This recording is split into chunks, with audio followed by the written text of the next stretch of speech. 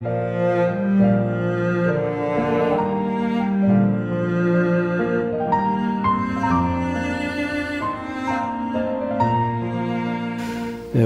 본문 말씀은 사도 바울이 골로새에 있는 교회에 보낸 편지였습니다. 사도 바울이 그 골로새 교회를 설립하지 않았습니다. 또 그 골로새 교회에 있는 성도들을 직접 대면한 적도 없었습니다. 그러나 이방의 사도인 사도 바울은 옥중에서도 세워진 하나님의 교회들이 어떤 영적인 형편인가에 대해서 늘 관심을 가지고 기도하고 있었습니다. 특별히 그 교회에 대한 소식을 사도 바울의 신실한 동역자였던 에바브라라는 복음 설교자, 사역자를 통해서 들었습니다. 그래서 옥중에서, 노마 옥중에서 이 서신을, 이 편지를 써서 골로새 교회에 보냈습니다. 그래서 사도 바울은 이렇게 말하였습니다. 골로새서 1장 6절 이하에 이 복음이 이미 너희에게 이름에 너희가 듣고 참으로 하나님의 은혜를 깨달은 날부터 너희 중에서와 같이 또한 온 천하에서도 열매를 맺어 자라는도다. 그러니까 그 교회가 그리스도의 복음 안에 견고히 서가는 모습을 보고 사도 바울은 기뻐했습니다. 이와 같이 우리와 함께 종된 사랑하는 에바브라에게 너희가 배웠나니 그는 너희를 위한 그리스도의 신실한 일꾼이요 성령 안에서 너희 사랑을 우리에게 알린 자니라. 이로써 우리도 듣던 날부터 너희를 위하여 기도하기를 그치지 아니하고 구하오노니 너희로 하여금 모든 신령한 지혜와 총명에 하나님의 뜻을 아는 것으로 채우게 하시고, 그렇게 하나님 앞에 기도를 하였습니다. 사도 바울은 그 교회의 성도들이 참으로 복음을 받고 하나님의 은혜로 구원받은 사람들임을 확신을 했습니다. 그래서 한 사람이 예수님을 믿고 구원을 받으면 그것이 사도 바울에게는 큰 기쁨이었어요. 저와 여러분도 어떤 아는 사람이 예수님을 믿고 구원을 받고 기뻐하는 모습을 보면 꼭 그것이 우리 자신의 일처럼 기쁘지 않습니까? 사도 바울의 심령은 그런 심령이었어요. 그래서 그들을 위해서 계속 기도해 왔습니다. 그러므로 이 골로새서, 물론 모든 성경 말씀이 그렇지만 이 골로새서에는 그리스도를 믿음으로 말미암아 구원받은 사람들에게서 보이는 영적인 표지, 영적인 특성이 아주 많이 나타나 있습니다.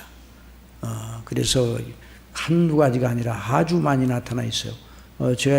우리가 함께 읽은 이 말씀도 그 가운데 영적인 구원의 표지가 아주 여러 항목이 나타나 있어요.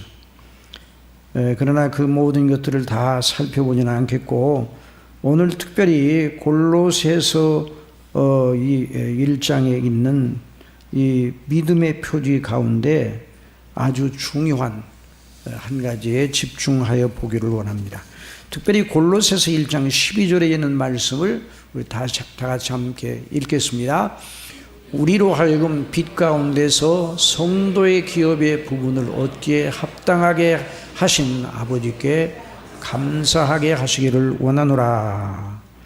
자, 여기에 이 말씀에 의거하여 이런 그 교훈을 뽑아낼 수가 있습니다.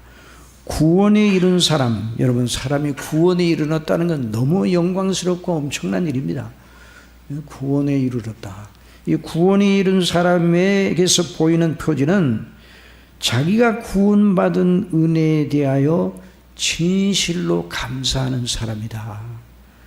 그 감사가 한 번, 두 번으로 지나가는 것이 아니라 그 사람의 인격 전체, 그 생각, 그 사상, 그리고 그의 모든 정서, 의지, 행동, 삶의 그 전반적인 흐름 속에 하나님께서 나를 구원하신 은혜에 감사한다는 그 특성이 나타난다 이 말이에요.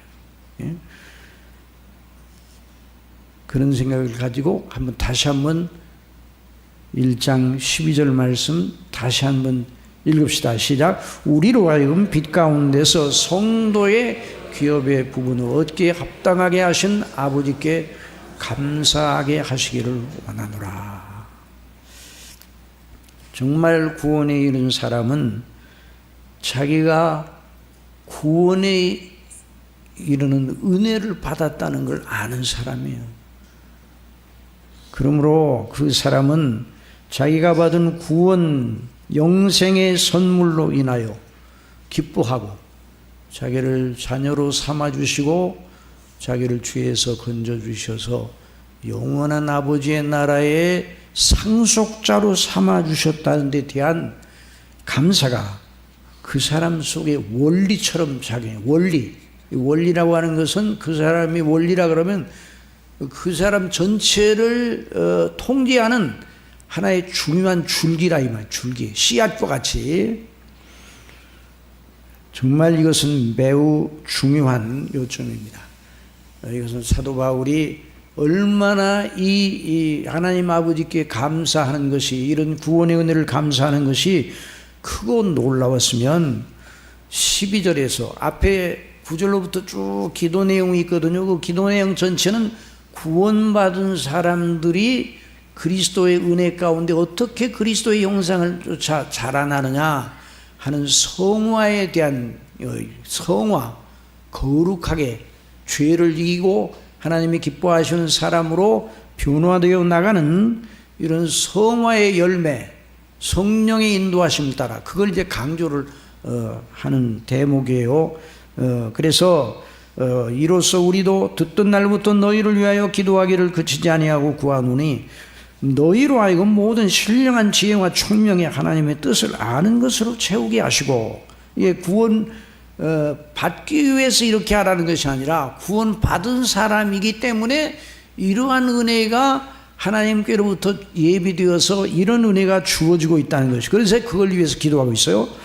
또 주께 합당히 행하여 범사에 기쁘시게 하고 모든 선한 일에 열매를 맺게 하시며 하나님을 아는 것에 자라게 하시고, 같은 내용이에요. 같은 이 성화에 대한 것을, 성화에 대한 걸 여러 가지 측면에서 이렇게 묘사를 하고 있어요. 또 그의 영광의 힘을 따라 모든 능력으로 능하게 하시며 기쁨으로 모든 견딤과 오래 참음에 이르게 하시고, 이게 다 이 성화 생활의 아주 중요한 요소들이에요. 그러니까 여러 가지로 이렇게 이제 나누어서 설명을 했지만 딱 한 가지예요. 우리를 구원하신 하나님의 은혜에 따라, 성령의 인도하심을 따라 하나님께서 기뻐하시는 그리스도의 형상을 쫓아 자라나는 것, 이것이 성화 생활 아니에요? 그걸 위해서 사도 바울이 골로새 교회를 위해서 기도를 했습니다. 자, 이런 하나님의 은혜가, 물론 이제 성화 생활은 여전히 우리가 죄 사함을 받고 의롭다 하심을 받는 것도 은혜 가운데 되는 일이고, 성화 생활도 은혜 가운데 되는 일이에요. 은혜가 없이 되는 일은 없습니다. 은혜가 없이 너희는 나를 떠나서 아무것도 할 수 없다 말씀하셨는데, 그 말은 우리 예수님이 그 말씀하신 것은 내 안에 있는 하나님의 은혜가 없이 하나님이 기뻐하시는 일을 하나도 할 수 없다는 말씀입니다. 이런 하나님의 은혜가 성도에 부어질 때 그 성도의 마음 바탕, 마음 원리, 그것이 무엇인가? 감사라는, 하나님 아버지께 감사, 구원받은 걸 감사한다는 말.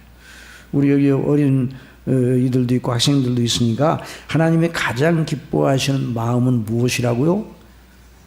감사해요. 어떤 감사해요? 나를 지옥까지 않게 하시고 하나님의 자녀가 되게 하시고 영생, 천국을 영생 얻어 천국의 상속자가 되어 영원히 아버지를 기쁘게 해드리는 이런 사람으로 나를 구원해내신 은혜 너무나 감사해요. 그런 심령이 그 속에 있어야 된단 말이에요. 그래서 성화생활 전체를 붙들고 있는 그 원리와도 같은 것이 무엇인가? 하나님 아버지께 우리로 하여금 빛 가운데서 성도의 기업의 부분을 얻게 합당하게 하신 하나님 아버지께 감사하는 것이다. 그래서 골로새 성도들이 그렇게 하나님 아버지께 감사하는 사람들이 되기를 위해 기도하여서, 성화 생활을 위해서 기도도 왔는데 그 성화 생활을 붙들고 있는 원리가 무엇인가? 하나님의 은혜에 감사하여 아버지께 기쁨을 드리는 사람으로 늘 서기를 원한다. 이것이 성화 생활을 붙들고 있는 원리와 같은 아주 중요한 요점입니다. 정말 오직 은혜로 우리의 것은 조금도 참조하지 아니하고 오직 그리스도의 행하신 일로만 근거하여 우리 죄를 용서하시고 우리를 의롭다 하시고 자녀 삼으시고 영생 얻게 하셔서 영원히 죽지 않게 하십니다. 그래 우리 예수님께서 나를 믿는 자는 죽어도 살겠고 살아서 나를 믿는 자는 영원히 죽지 아니하리라 이 말씀을 하셨어요. 그러니 참 이 성경에서 말씀하시는 하나님의 은혜 너무나 큰 것이죠. 자, 그렇게 해서 감사하는 사람이 되라.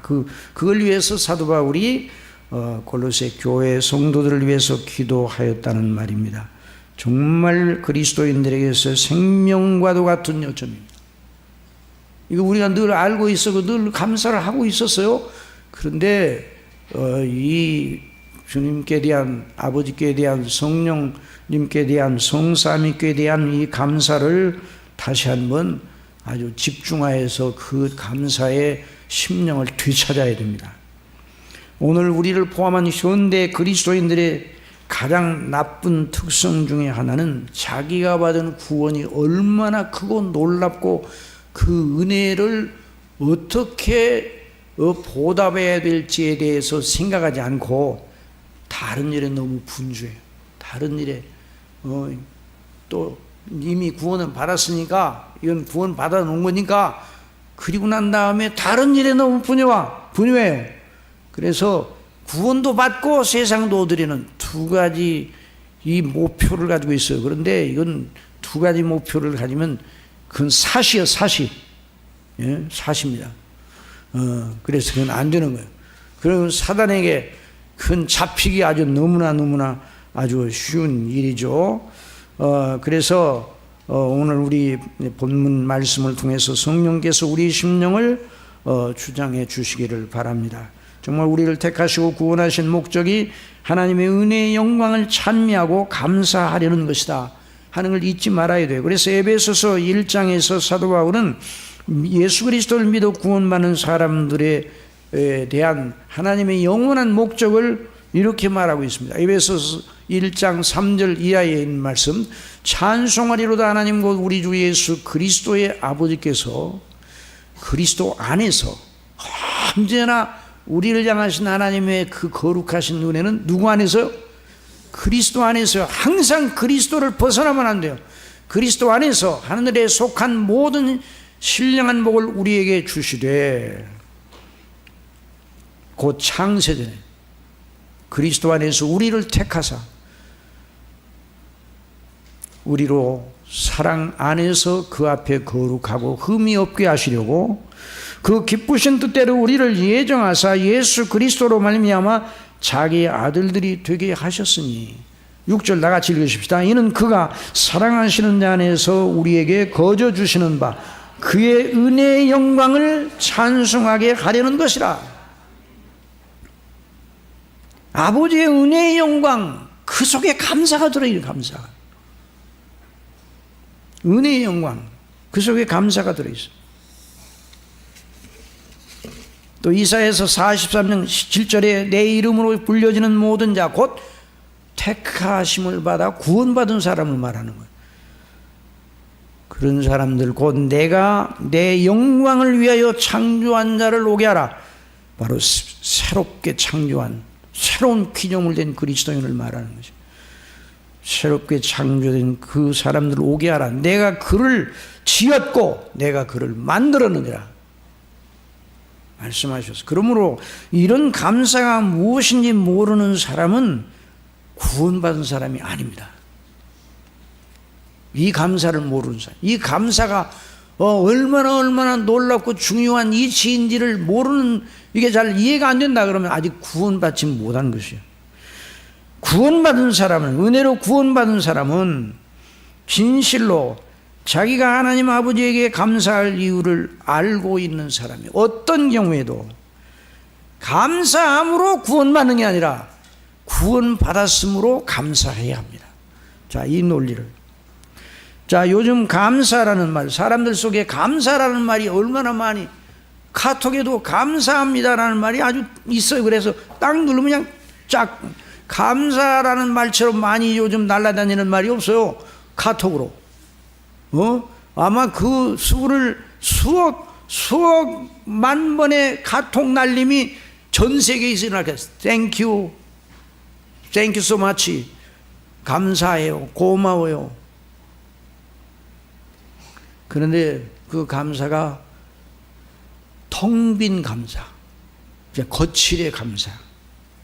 사랑합니다. 그 말도 얼마나 귀한 말입니까? 그러나 그 말이 오래 씹은 껌처럼 맛이 없습니다. 자, 하나님의 말씀인 성경에 감사, 사랑이라는 말이 얼마나 많이 나왔는가 제가 한번 검색을 해봤어요. 검색 프로그램에, 그 성경 프로그램 보니까 사랑하다 라는 동사, 사랑이라는 말이 들어가 있는 그 동사 또는 명사 합하니까 517번이 나왔어요. 517회. 그리고 감사하다는 말이 176회. 그러나 사랑과 감사를 표현하는 다른 표현까지 합하면 성경 전체는 사랑과 감사의 책이라고 할 수가 있어요. 그런데 우리가 성경을 읽을 때 사람들 속에서 오고 가는 감사와 사랑의 그러한 의식으로 성경을 읽으면 성경에 재미가 있어요, 없어요? 재미가 없어요. 왜냐하면 성경은 아주 미사역으로 좋은 말만 써 있어. 그러니까 좋은 말만 아주 가득 찬 책처럼, 그러니까 재미가 없고 따분한 책, 사람의 의식을 가지고 이게 접근하면 늘 그렇게 좋게 꾸며놓은 책이 성경이구만 이렇게 생각할 수가 있어요. 그래서 성경을 읽을 때 정말 사람의 의식으로가 아니라 성령의 각성케 하심을 따라 성경을 읽어야 됩니다. 그래서 구원받은 은혜를 진실로 알고 그에 합당한 참된 감사가 터져나오는 그런 셈이 구원받은 사람 속에 있어요.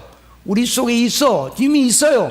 있는데 이 셈이 여러 가지 검풀, 덤풀, 돌, 세상적인 이 여러 가지 잡동사니로 다 덮여 있어요. 그러니까 이걸 전부 다 끄집어내고 청소를 해야 돼요. 오늘 이 시간 성령께서 저와 여러분의 심령 속에 이런 은혜를 주시기를 바랍니다. 그래서 하나님께 감사해야 된다.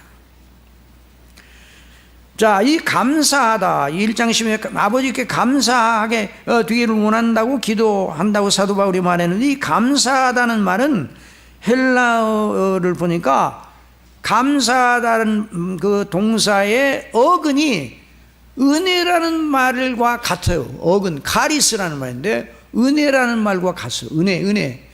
감사는, 그러므로 감사란 은혜를 받은 자가 은혜를 베푼 상대에 대하여 나타내는 마땅한 반응이에요. 자, 은혜란 무엇인가? 그걸 받을 공로나 권리나 자격이 없는 사람이 마치 그 모든 공로와 권리와 자격을 갖춘 사람처럼 대우를 받는 것, 대우를 해주는 것, 이게 바로 은혜예요. 아무것도 하지 않았는데 정말 그런 대접을 받을 만한 일을 한 것처럼 여김을 받고 대우를 받을 때 그게 은혜예요. 그래서 은혜라는 말이 선물이라는 말과 같은 의미로 쓰이기도 합니다. 선물. 자, 그 선물은 무엇입니까? 내가 산 것이 아니에요. 선물을 주는 그 사람이 돈을 주고 그 물품을 샀어요. 내가 산 것이 아니에요. 그런데 내 것인 양, 나는 값을 하나도 지불하지 않았는데 내 것인 양 그 사람이 주었다. 그게 선물이에요. 그러니까 이 은혜라는 말과 선물이라는 말이 이 같은 의미로 쓰여질 수 있어요. 그래서 성경에서는 카리스라는 은혜라는 말과 카리스마다 또는 카리스마이라는 은사라는 말이 함께 쓰여지기도 합니다. 은사라는 말이.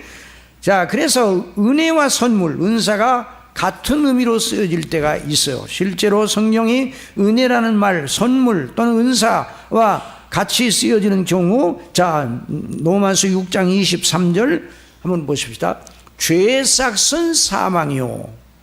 그 다음에요, 하나님의 은사는 그리스도 예수 우리 주 안에 있는 영생이니라. 그래서 여기서 말하는 은사는 무슨 성령의 은사, 여러 성령의 은사들이 있잖아요. 고린도전서 12장에 나오는 그런 은사를 말하는 게 아니라 선물을 은혜의 선물. 그러니까 은혜예요. 그러니까 하나님의 은혜는 이렇게 해도 틀린 말이 아니에요. 하나님의 은혜의 선물은 그리스도 예수 우리 주 안에 있는 영생이니라. 이렇게 말씀하셨어요.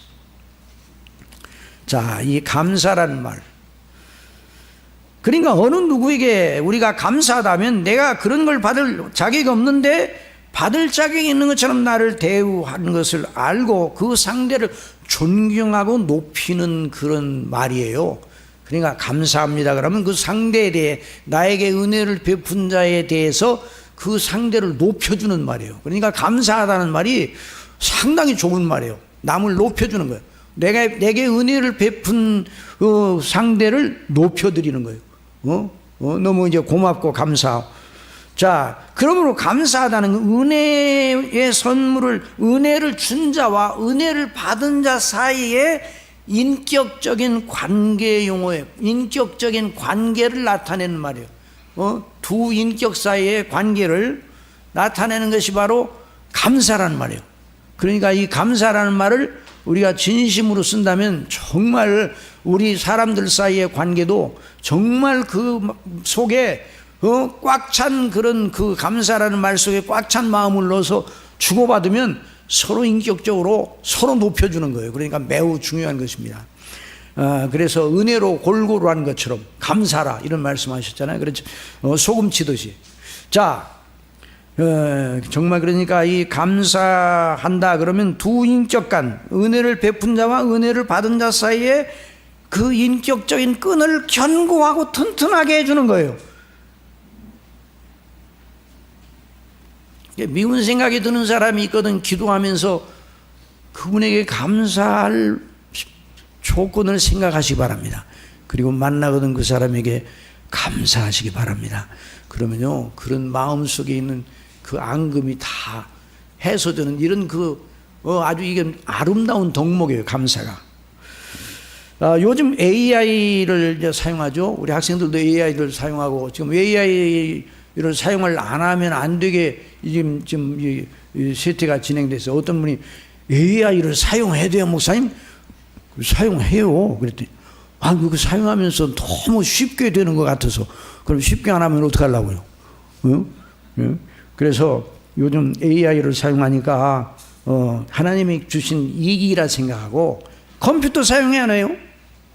컴퓨터가 처음 나와서 이렇게 쓸 때, 컴퓨터는 666이기 때문에 사용하면 안 된다 이런 사람도 있었어요. 내가 그래서 그 사람한테 그래서, 그러면 당신은 쌀도 먹지 말아야 돼. 왜냐면 쌀 포대에 컴퓨터 밥주도가 있잖아. 그러니까 그런 소리 하지 말라. 그 문명의 이기예요. 이건 하나님께서 주신. 그런데 문명의 이기는 언제나 알아야 돼요. 문명의 이기는 하나님이 주신 선물이면서도 마귀도 사용하는 아주 마귀가 사람을 시험하고 넘어뜨리는 도구도 된다는 거 아니에요. 인터넷 정보의 바다 국경이 없어요. 그러니까 그 인터넷 정보에 들어가서 정보를 그 필요한 정보를 검색하고 나올 수 있잖아요. 인터넷. 그러니까 인터넷이 좋아요, 안 좋아요? 그런데 인터넷에 세상이 들어있어요.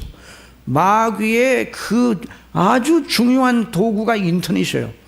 그럼 인터넷 사용하지 않아야 선하게 사용하지, 선하게. 자, 힘도 안 들이고 원하는 정보를 손에 넣으니 너무 고마워요. 그래서 이전에는 하루 종일 걸려도 얻을 수 없는 정보를 단 몇 초 만에 그냥 쫙 물어보면 쫙 대답을 해야죠. 그것도 아름다운 그 음성으로 해가지고 쫙 대답을 해요. 그래서 이제 듣고 나면 고맙다는 생각이 절로 나요. 그래서 그래서 고마워. 그러면 이제 AI가 고맙다고 하니 저도 고마워요. 또 이렇게 합니다. 그렇게 하니까. 그런데 AI를 운영하는 측에서 사용자들에게 간곡하게 당부하는데 제발 고맙다는 말을 하지 말라는 거예요. 왜 그런 거 아니? 고맙다는 말을 하면 이쪽에서도 AI가 그렇게 고맙게 생각하니 저도 고마워요. 이렇게 하느라고 전기세가 더 들어간다는 거예요. 그러니까 AI는 인격입니까? 인격이 아닙니까? 아니에요. AI는 피곤할 줄 알아요. 피곤할 수도 있어요, 없어요?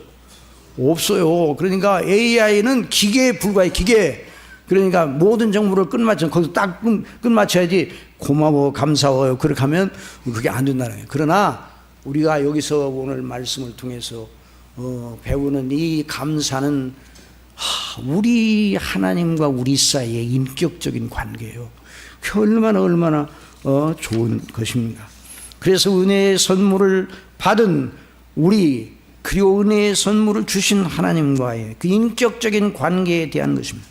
그러므로 이 감사하다는 말이 일반적으로 그 인격 관계나 그 은혜의 분량에 따라서 감사의 무게가 달라지게 돼요. 그 자기가 받은 은혜의 무게가 어느 정도라고 생각하면 거기에 마땅하게 감사라는 말 속에 그 무게도 함께 실어 주는 거예요. 그래서 그러니까 이 감사의 분량은 받은 은혜와 선물의 분량에 따라 그 깊이와 넓이와 높이와 길이가 달라지게 되는 것이에요. 제 중학교 동창생 친구가 몇십 년 만에 저를 만났어요. 그랬더니 저를 만나자마자 우리가 중학교 1학년 때 자네 부친께서 사주신 국밥 지금도 생각하면 너무 고마워, 너무 감사하다는 생각을 내가 참 오랫동안 했어. 너를 보니까 또 그 생각이 난다. 그 친구는 일산에 제1은행 지점장까지 하고서 은퇴를 한 친구인데 1학년 때, 저희 1학년 때니까, 중학교 1학년 때니까 1961년 5.16 나던 해예요. 그러니까 아주 여기 까마득하게 아직도 먼 사람들이 많을 거예요. 1961년. 그런데 그 친구는요, 나중에 알고 보니까 20리나 되는 길을, 그때는 버스도 없고 그러니까 걸어 다녔어.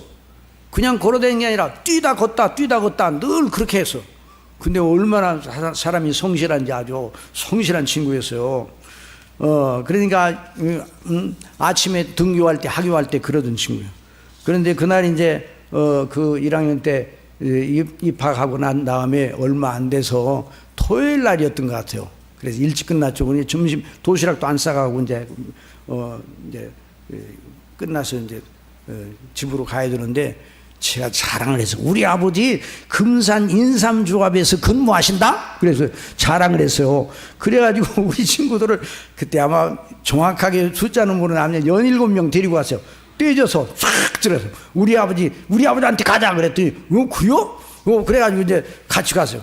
그런데 아버지께서 이제 너희들 점심 안 먹었지? 그러더라고요. 점심 안 먹었죠, 물론. 그래서 조금 있더니 그러니까 앉아 기다리라고 그러시더니 국밥 배달이 와서, 국밥 배달이 무슨 국밥? 소고기 국밥. 금산에서 최고 맛있는, 우리 목사님도 금산 분인데 금산 소고기 국밥 장터에서 파는. 그 당시는요, 장이 5일장 서면 그 10리 20리 되는, 목사님네 댁에서 읍내까지 올 때도 한 20리 되죠? 그래, 목사님, 우리 동네 뒤에 사시는데, 우리 동네에서 한 4-5km 떨어졌는데, 우리 동네보다 훨씬 더 촌이에요. 목사님네 동네. 저희도 촌인데, 같이 전기가 안 들어오고 그런 촌인데. 그런데, 그 장날 오시면 꼭 장에 오신 분들이 잡수고 가시는 게 있어요. 뭐요? 짜장 아니면 우동 아니면 소고기 국밥. 소고기 국밥은 상당히 그 차원이 높은 메뉴였어요. 아주 그 금산 소고기 국밥 유명합니다. 금산 가시면 소고기 국밥을 잡수시기 바랍니다. 근데 그 국밥을 한 그릇 먹은 그것이 오랫동안 기억이 나. 왜냐하면 배가 고픈데 20리길을 또 이제 그냥 걸어가야 되잖아요. 책가방 들고 어린 중학교 1학년짜리가. 그런데 국밥을 먹고 든든하게 그걸 갔을 거 아니에요. 그것이 아주 그 뇌리에 아주 깊이 인상이 박혔어요. 그래서 나를 만나서 감사한 말을 하는데 그 감사한 말이 꽉 찼어. 그 속에 받은 은혜의 분량에 합당하게. 자, 왜 이런 말씀을 드리는가? 자, 이런 것도 감사한데 여러분, 그 처지와 형편에 따라서 우리에게 주어진 그 은혜, 그래서 우리가 여러 가지 삶을 살면서 인간관계 속에서 이런 은혜가 서로 주고받고 그래서 서로 감사가 이렇게 이루어지는 거 아니에요? 자, 그런데 그런 일반적인 그 하나의 것을 비추어서 하나님과 우리 사이의 관계는 어떠하냔 말이죠. 하나님과 우리 사이고 하나님께서 우리에게 베푸신 은혜가 얼마나 크길래 우리가 하나님께 감사해야 되냐 이 말이에요. 이 논리를 여러분께서 우리가 여기서 찾아야 돼요. 그래서 하나님이 주신 은혜의 분량, 그 크기, 깊이, 높이, 길이가 어떠한 것을 알아야 우리가 하나님 앞에 어떻게 감사해야 되는지를 알 수가 있어요. 그게 마땅한.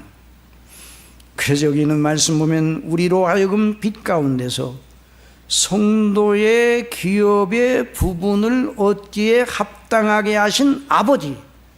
참 놀라운 대목이면 놀라운 말씀이에요. 자, 죄밖에 없어서 지옥에 갈 우리를 빛 가운데 있는 성도의 기업의 부분을 상속하는 상속자로 우리를 세워주셔서 영원토록 우리 하나님을 영화롭게 하는 이런 그리스도의 형상을 본받은 자로 세워주셨다니 이 크신 은혜를 무엇으로 보답할 것인가? 이 은혜를 생각하고 감사하게 하시기를 원하노라. 그가 우리를 흑암의 권세에서 건져내사 그의 사랑의 아들의 나라로 옮기셨다고 그래서 지옥에서 천국으로 옮기셨어요. 영원한 지옥 형벌에서 영원한 천국의 복락으로 옮겨주셨어요. 죄가 우리를 망하게 했는데 다시는 죄가 우리를 망하게 하지 못하는 영원한 영역으로 옮겨주셨어요. 그 아들 안에서 우리가 속량 곧 죄사함을 얻었도다. 하나님의 아들의 나라로 옮겨져 그리스도의 속량의 은혜로 죄사함을 얻어 이런 자가 되게 해주셨다 이 말이에요. 이게 구원이에요. 우리가 누구예요? 죄인이에요. 우리가 하나님 아버지께 왜 감사드려야 돼요? 천지의 주제 그분, 창조주 그분, 심판주 그분께서 우리를 불쌍히 여기셔서 우리의 죄를 우리에게 묻지 아니하시고 아들에게 그 책임을 묻게 하시고 다 지불하셔서 우리를 마치 죄가 하나도 없는 사람처럼 여겨주셔서 이것이 바로 의롭다 하심, 의롭다 하심. 죄밖에 없는데 죄를 한 번도 짓지 아니한 사람처럼 법정에서 선고해 주신 것이 바로 칭의의 의롭다 하심. 너무 놀랍잖아요. 너무 놀라워요.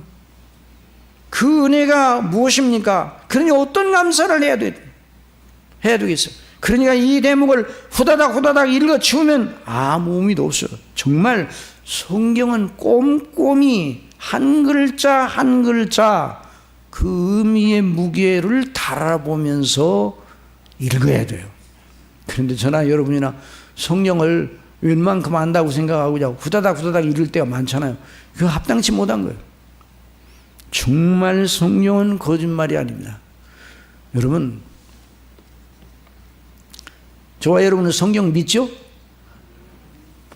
둘 중 하나예요. 성경이 진리가 아니라면, 성경 속에 거짓된 것이 섞여 있다면 가장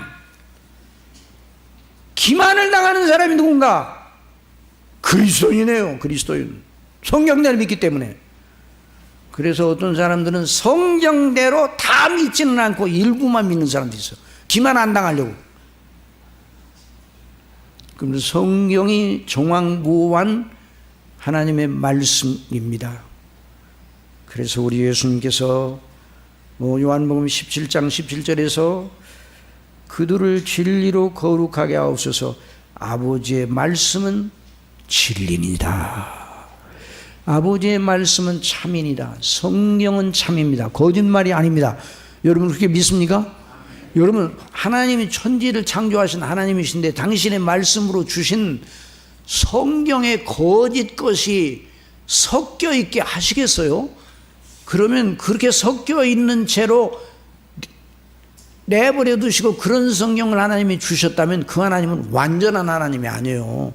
그러니까 하나님을 우리가 믿는다고 하는 그 말이 진실이라면 창세기 1장 1절이 정말 그대로 믿어진다면 성경 전체를 못 믿을 이유가 없어요. 그런데 신학적으로 역사적으로 보면 성경이 틀렸다는 것을 발견해내려고 애를 쓴 사람이 있고 나중에 자기 생각에 성경이 좀 이해가 안 된다 그러면 자기 식대로 판단을 해가지고 틀렸다, 그건 아니다, 뭐 이렇게 하는 사람들이 있어요. 그래서 이 칼바르트라는 사람이 굉장히 열심히 있는 사람처럼 보이는데, 칼바르트라는 신학자, 그 목회자도 되고 그런데 그 사람이 20세기의 신학계를 뒤흔들어 놨어요. 그런데 그 칼바르트가 뭐라고 그러는 거 아니, 성경이 하나님의 말씀이다 이렇게 말하지 않고, the Bible is the word of God, 성경이 하나님의 말씀이다 이렇게 말하지 않고 성경 속에 하나님의 말씀이 있다 그랬어요. 마음에 들어요? 그 말은 무슨 말이에요? 성경 속에 하나님의 말씀이 아닌 것도 있다는 말이에요. 그리고 또 그런 말을 했습니다. 성경이 깨달아질 때야 하나님의 말씀이지, 깨닫지 않게 될 때는 그건 그냥 빈 종이나 마찬가지다. 그러면 내가 낳기 전에 하나님의 말씀이 있었어요, 없었어요? 있었죠. 우리가 믿기 전에 하나님의 말씀이 있었어요, 없었어요? 있었죠. 하나님이 살아계시고. 그런데 내가 깨달아질 때 하나님 말씀이에요? 그러니까 잘못된 성경관으로 인해서 많은 사람들을 혼란케 한 사람이 바로 칼바르트예요. 제가 칼바르트의 노마스 주석을 읽었는데 이 설교가 아마 인터넷에 나가서 누가 이 설교를 들으면 저하고 싸우자고 덤빌 사람이 있을지 몰라요. 제가 칼바르트의 그 노마스 강의 번역이 나와가지고 그 책을 읽다가 집어던져 버렸어요. 무슨 말인지 모르고 있더라고. 나도 무슨 말을 하는지 모르겠어요. 물론 무슨 말을 하려고 하는지 알기는 알아요. 그런데 진리의 편에 서서 하나님의 은혜를 받고자 하는 사람에게 허무맹랑하게 짝이 없는 아주 이상한, 그러니까 말씀을 그냥 받아들이지 않고 언제나 자기 의미를 부여해가지고 자기 생각을 함께 덧입혀가지고 거기서 의미가 하나님의 뜻을 들으려고 하지 않고 자기 생각을 덧붙여서 그런 하나님의 말씀 듣지 않는 거예요. 그래서 그 집어던졌어요. 자, 그러니까 우리가 하나님의 말씀이 어마어마한 말씀이에요. 진리, 그 있는 그대로, 성경이 말하는 대로 우리가 그대로 믿어야 돼요. 그대로. 그래서 성경은 판에 명백히 새기되 달려가면서도 읽을 수 있게 하라 그래서 달려가면서도 읽을 수 있게 명백하게 서 있는 것이 뭐 이정표. 지금은 내비게이션이 하지만 달려가면서도 운전하는 사람에게 그 이정표가 길을 안내하잖아요.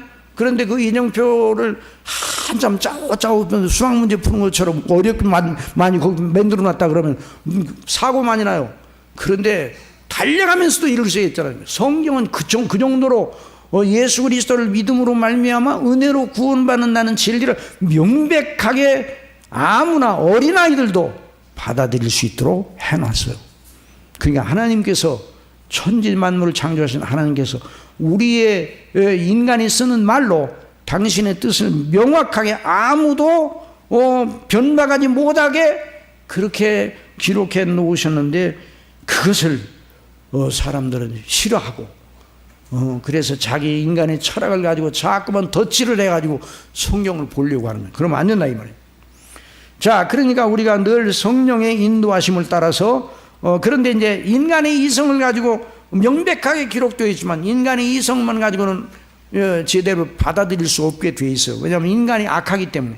그래서 고린도전서 2장 9절에 보면 기록된 바 하나님이 자기를 사랑하는 자들을 위하여 예비하신 모든 건 눈으로 보지 못하고 귀로 듣지 못하고 사람의 마음으로 생각하지도 못하였다 함과 같으니라. 인간의 지혜와 이성의 한계로 하나님의 기록된 하나님의 말씀, 하나님께서 창세전에 계획하시고 목적하신 것을 성경에다가 계시로 밝혀주셨거든요. 그런데 그냥 인간의 지혜, 학자의 지혜, 이 세상에서 관원의 지혜, 이런 지혜를 가지고 사람들 가운데 엘리트라고 하는 사람들이 생각하는 그런 그 머리를 가지고 성경을 범접하지 못하게 만들어 놓으셨어요. 그래서 이 모든 걸 누가 알게 해주시오? 자, 2장 10절 다 같이 봅시다. 시작. 오직 하나님이 성령으로 이것을 우리에게 보이셨으니 성령은 곧 모든 것 하나님의 깊은 것까지도 통달하시느니라. 사람의 일을 사람의 속에 있는 영 외에 누가 알리오? 이와 같이 하나님의 일도 하나님의 영 외에는 아무도 알지 못하느니라.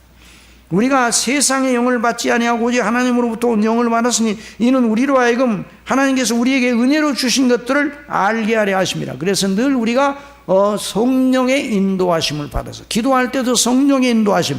우리 예배를 드릴 때도 오늘 목사님 이제 예배 처음에 기도하실 때도 성령께서 인도해 주십사고 기도하시다. 또 장로님 기도하실 때도 우리 함께 기도했잖아요. 성령의 인도하심이 없으면 우리의 믿음이 견지될 수가 없어요. 그래서 우리가 이렇게 이 세상에 지혜 있는 자도 모르는 하나님을 믿고 예수님을 믿어 구원받은 건 성령께서 우리 심령 속에 역사하셔서 그래서 거듭나 예수 그리스도를 믿음으로 말미암아 구원받게 하신 것입니다.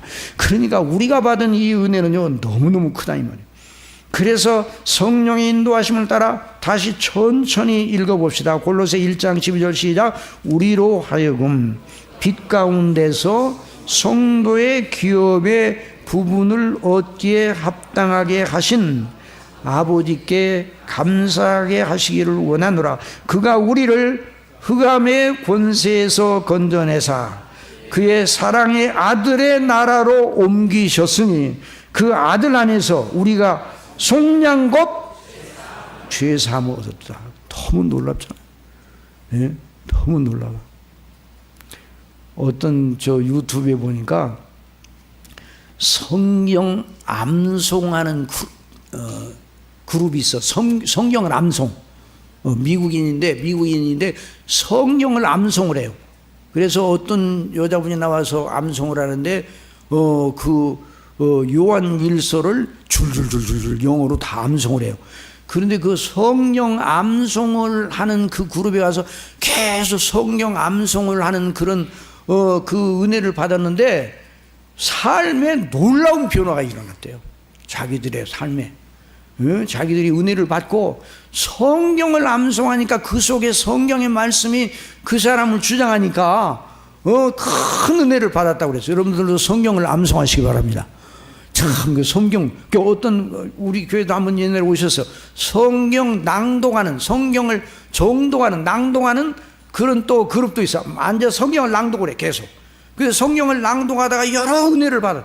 구원의 은혜가 얼마나 놀랍고 큰 것인가. 그러니까 하나님의 말씀 성경의 그 표현이 뭘 의미하는가 생각지 아니하고 읽으면 그냥 정말 성경처럼 맛이 없어 보이는 책이 없어요. 그런데 성경이 말하는 것이 진리요 정말이요 이 말씀 그대로다 생각하고 말씀을 읽으면 성경이 말하는 건 어마어마한 것이죠. 어마어마한 거예요. 그래서 성경이 말하는 대로 예수 그리스도를 믿어 구원받은 저와 여러분은요 늘 말씀드리지만 우주 전체를 내 소유로 삼은 것보다 더 큰